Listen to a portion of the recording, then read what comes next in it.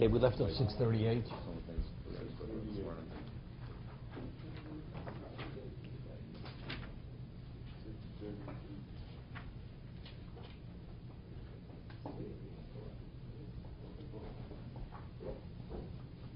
Okay. Okay, 638, Chovos HaLevavos, second paragraph. Umafsidi tshuva, gamkein. Other things which inhibit tshuva, interfere with doing proper tshuva. She'ashov shav niktzas avonosov masmen avotosov. A person, he only repents on some of his sins, but continues in other areas. It says something interesting. The example it gives is an indication. The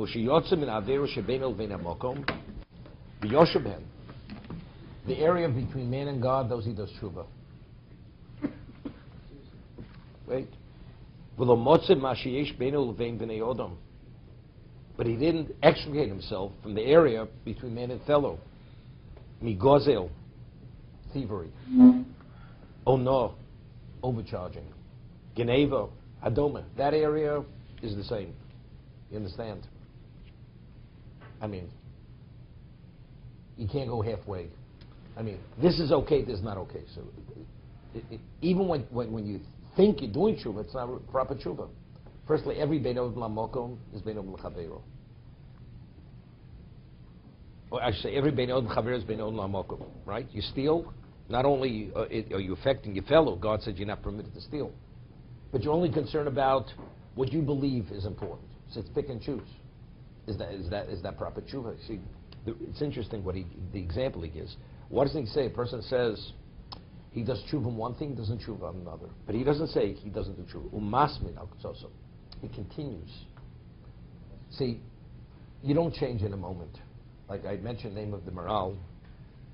One of the Yudkim Midas Arachim is V'nakei. What's V'nakei? Right? That's the last. V'nakei.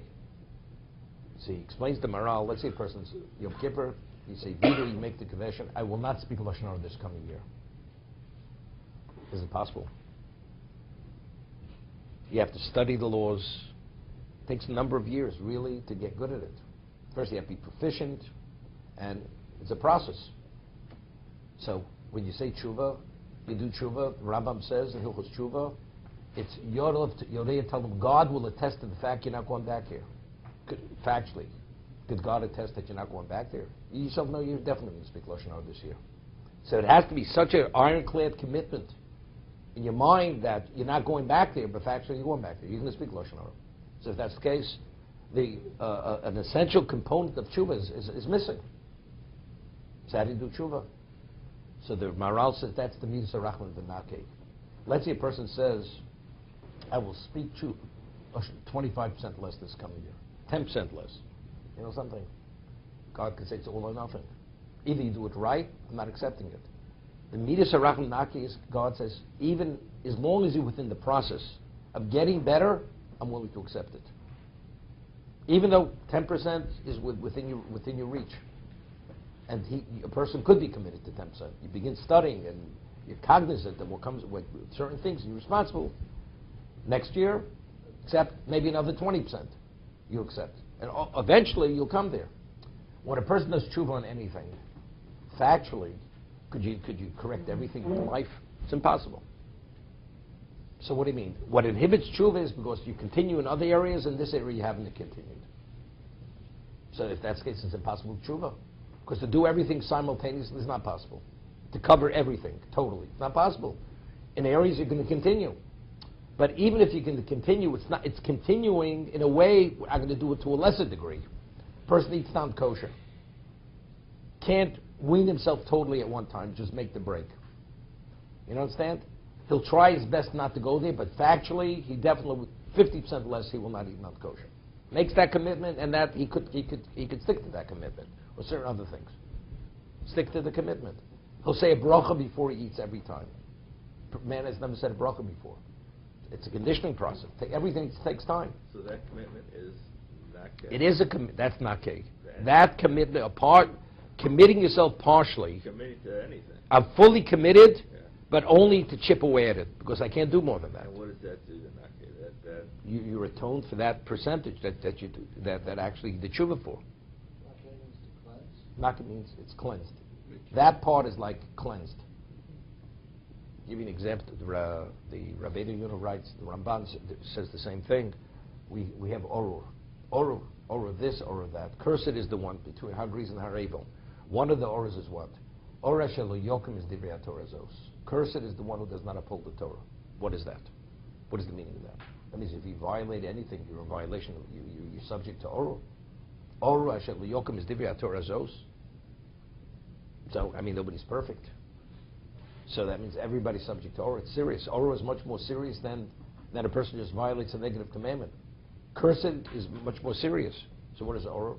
So Rabbeinu Yonah and the Ramban explain, a person says, I know there's 613 mitzvahs, but I only accept 612.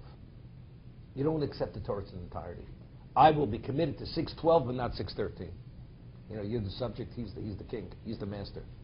You're going to dictate to the king what is and what's not. That's considered defiance, rebellion, disrespect. You deserve to be cursed. Person says, I accept everything. Except, I'm not perfect. I have my moments of weakness. I have my blind spots. Okay? That person's not orur. He's not subject to that. So the words of Rabbeinu Yonah says, has it ever heard a person's a slave of a master, of a king? Says the king, he says, I will do everything you tell me except one thing. Man deserves to be put to death. If a person would speak this way to a king. I will listen to everything but. That's orur. Orah shelo yokim is divrei Torah zos. It's the same thing. We're not saying he doesn't want to correct. My attitude, I want to correct everything. But factually, it's not possible. Here we're talking about a person who says, no, this area is important for me to correct. That area, I will just continue as if nothing ever happened. Something, even the area that you're addressing has no value. That's the inhibits tshuva. That undermines the whole thing of tshuva. You have certain people, they have certain, unfortunately, business practices. Unethical, which is unheard of. Comes, they're living angels. The moment they step into the business arena, you don't want to go near them. It's a chil Hashem. Literally a chil Hashem. So what's the value of their so-called avodas Hashem? It's like a person that reeks and he goes before the king. You're reeking from a stench which is intolerable. That's exactly who this person is. We're not saying you should do more wrong, but the right you're doing is lacking, the person doesn't even realize to what degree it's lacking. It's interesting. This is an important thing that I want to say. Because, a lot of things comes off the pulpit. Rabbis. Something. If you smell like a rose, maybe you could talk about somebody else not smelling like a rose. But you understand, don't talk about the other guy who's so-called, in this area is this and that area, and your area is so perfect. Let's talk about your so-called, your business ethics. When was the last time you were audited by the IRS? Well, but it's, I have a lawyer, I pay, $1,000 now in my law firm. They could defend me on anything. What do you have to be defended? Why? Because you were a victim, you were sued by somebody, or maybe because you were too aggressive in the business deal. But you're the great tzaddik. You're the great tzaddik. Well, but I can afford the lawyer, the law firm. Okay, the legal fee. Therefore what? So you're such a tzaddik. So don't talk about someone else. Look at your own shortcomings. And you should know, and people, they glow in it when they hear about pointing out failings of other communities. What do we have to talk about other communities? Talk about your own community. Let's get better ourselves.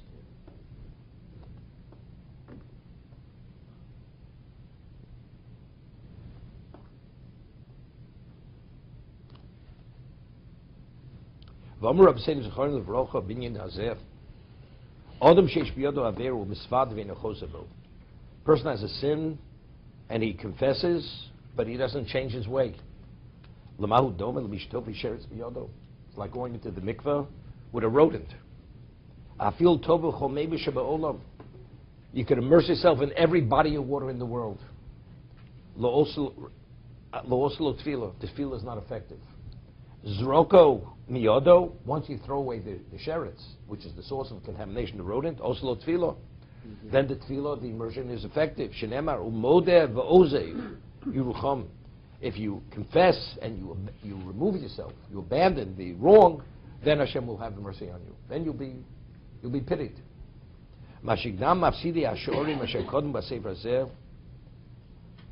All that we say inhibits, that we discussed earlier, therefore they don't have to be repeated, because he mentioned many things earlier.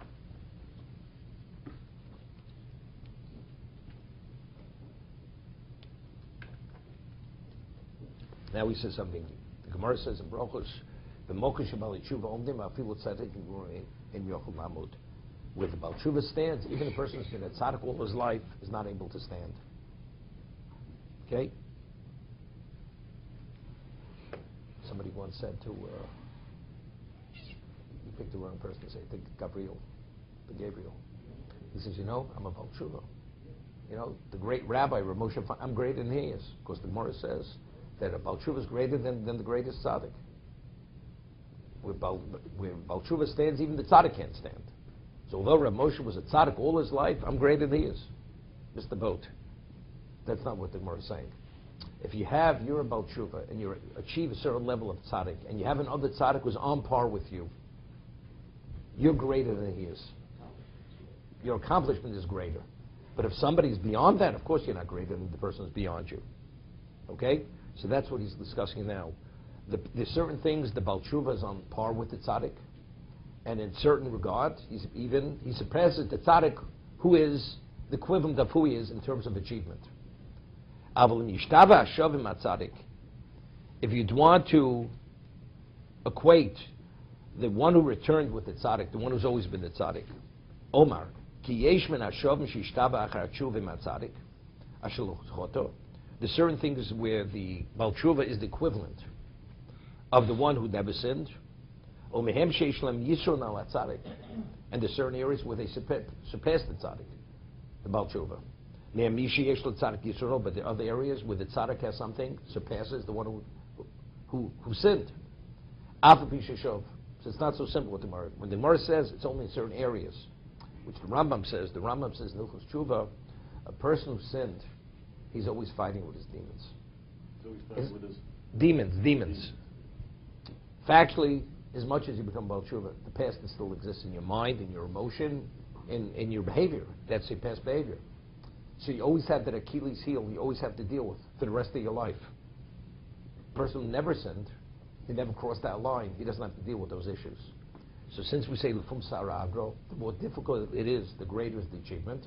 So the Baal Tshuva, because of his inner struggles, his accomplishment in that area has greater value than the tzaddik. But in terms of purity, in terms of not being distracted, in terms of avodas Hashem, in terms of focus and clarity, the tzaddik is pure. The person never sinned. So we're speaking about something very specific, rather than the totality of the person who's always been the tzaddik. To be continued. Aren't we all about to strive to be Baal Tshuva? I mean, that's what everybody has their Achilles heel, so to speak. Everybody has their chavos. And we all strive to 100%. Nobody was born a tzaddik. Right, so. And again, even if you sinned, it's not you're a serious sinner. A person who's immersed in sin, to extricate yourself from that, it's very difficult. Even if you succeeded, but always you have that wanting to pull you back right there. You understand? Yeah. We straddle the fence. We straddle both sides of the fence. Sometimes we do the right thing, sometimes we do the wrong thing. So it's not a serious conditioning. There you could really get over the hump. But a person truly was literally a Russia. Didn't exist. It wasn't part of his vocabulary. Kosher, Shabbos, anything. And that's where he lived his life. And all of a sudden now, he makes an about turn. It's not simple. Because there, he's always being drawn back to his original lifestyle. So Hashem listened to Yitzchak's tefillos over Rivka's tefillos. But the reason that's given is because of Zchus Abraham. No, he was Tzaddik ben Tzaddik. Two things. It was his own Zchus and Abraham. Right, Both. But Rivka was a Tzaddikus. Right. She had no Achilles heel. But she didn't have the clout. She didn't have the clout of the family. But just thinking about what we just read, it seems that There's nothing to do with this. if Hashem's going to listen to one, it should be the one. So, but here the Torah says differently.